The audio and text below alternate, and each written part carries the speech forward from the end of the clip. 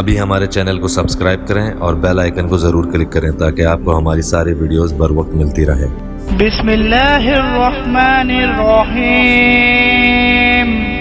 شروع اللہ کا نام لے کر جو بڑا مہربان نہایت رحم والا ہے۔ الف لام میم۔ اس میں کچھ شک نہیں کہ اس کتاب کا نازل کیا جانا تمام جہانوں کے پروردگار کی طرف سے ہے۔ کیا یہ لوگ یہ کہتے ہیں کہ پیغمبر نے اس کو از خود بنا لیا ہے؟ نہیں، بلکہ وہ تمہارے پروردگار کی طرف سے برحق ہے تاکہ تم ان لوگوں کو ہدایت کرو جن کے پاس تم سے پہلے کوئی ہدایت کرنے والا نہیں آیا، تاکہ یہ رستے پر چلیں۔ اللہ ہی تو ہے جس نے آسمانوں اور زمین کو اور جو چیزیں ان دونوں میں ہیں سب کو 6 دن میں پیدا کیا، پھر عرش پر جلوہ افروز ہوا۔ اس کے سوا تمہارا نہ کوئی دوست ہے اور نہ سفارش کرنے والا۔ کیا تم نصیحت حاصل نہیں کرتے؟ وہی آسمان سے زمین تک کے ہر کام کا انتظام کرتا ہے، پھر ہر کام ایک روز جس کی مقدار تمہارے شمار کے مطابق 1000 برس ہوگی اس کی طرف رجوع کرے گا نہیں۔ کہہ دو کہ موت کا فرشتہ جو تم پر مقرر کیا گیا ہے تمہاری روحیں قبض کر لیتا ہے، پھر تم اپنے پروردگار کی طرف لوٹائے جاؤ گے، اور تم تعجب کرو جب دیکھو کہ گناہگار اپنے پروردگار کے سامنے سر جھکائے ہوں گے اور کہیں گے کہ اے ہمارے پروردگار، ہم نے دیکھ لیا اور سن لیا، تو ہم کو دنیا میں واپس بھیج دے کہ نیک عمل کرے، بے شک ہم یقین کرنے والے ہیں۔ اور اگر ہم چاہتے تو ہر شخص کو ہدایت دے دیتے، لیکن میری طرف سے یہ بات قرار پا چکی ہے کہ میں دوزخ کو جنوں اور انسانوں سب سے بھر دوں گا۔ سو اب آگ کے مزے چکھو، اس لیے کہ تم نے اس دن کے آنے کو بھلا رکھا تھا۔ آج ہم نے بھی تمہیں بھلا دیا ہے، اور جو کام تم کرتے تھے ان کی سزا میں ہمیشہ کے عذاب کے مزے چکتے رہو۔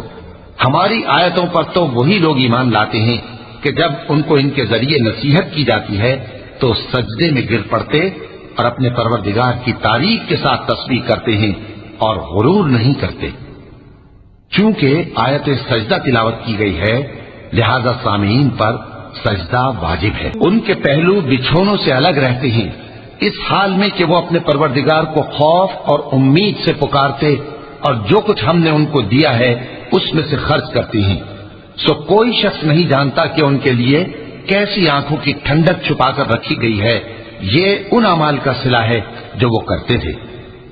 بھلا جو مومن ہو وہ اس شخص کی طرح ہو سکتا ہے جو نافرمان ہو؟